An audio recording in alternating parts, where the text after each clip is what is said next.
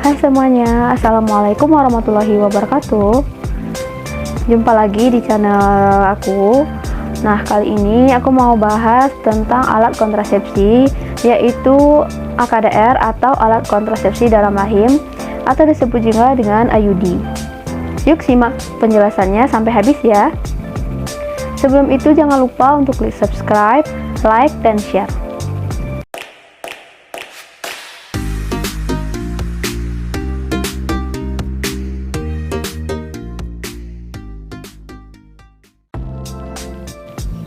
Alat kontrasepsi dalam rahim ataupun IUD atau disebut juga dengan spiral adalah metode kontrasepsi non-hormonal jangka panjang yang disisipkan di dalam rahim dan terbuat dari bahan semacam plastik atau tembaga, kebanyakan berbentuk seperti huruf T.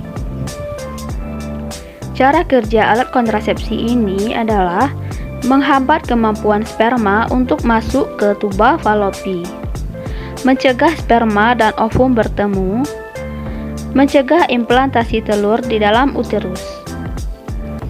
Keuntungan memakai KB IUD adalah sangat efektif, yaitu efektif segera setelah pemasangan. Perlindungannya jangka panjang. Jadi IUD ini waktu memakainya atau perlindungannya itu adalah ada yang 3 tahun, ada yang sampai dengan 5 tahun. Jadi bisa dipakai lebih dari 3 tahun.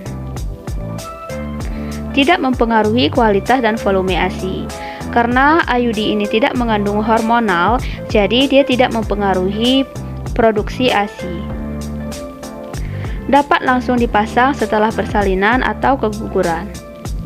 Dapat digunakan sampai menopause. Maksudnya adalah jika dipasang 1 kali dan habis masa pemakaiannya setelah 5 tahun, bisa disambung lagi untuk dipasang lagi.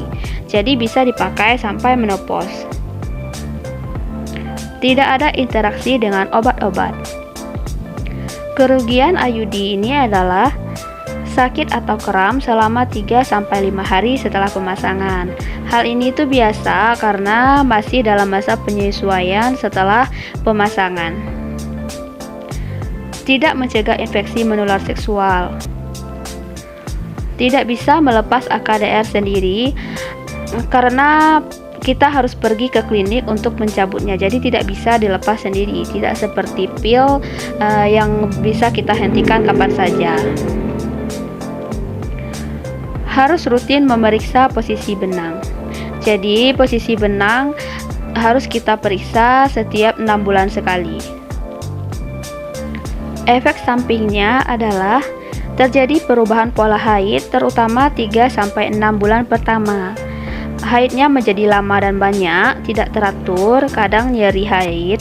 Ini adalah merupakan efek samping dari KB ini, di mana dalam masa 6 bulan itu sering terjadi haid yang lama atau banyak, haidnya tidak teratur atau nyeri haid karena masih dalam masa transisi atau masa penyesuaian. Lalu ada spotting atau pendarahan bercak antar menstruasi. Yang boleh menggunakan KB IUD adalah wanita usia reproduksi, keadaan nulipara. Nulipara itu maksudnya adalah wanita yang sudah berkali-kali melahirkan atau lebih dari 5 kali melahirkan. Lalu wanita yang ingin mendapatkan kontrasepsi dengan efektivitas tinggi, wanita yang ingin menggunakan kontrasepsi jangka panjang, pasca persalinan dan pasca keguguran, menyusui dan membutuhkan kontrasepsi.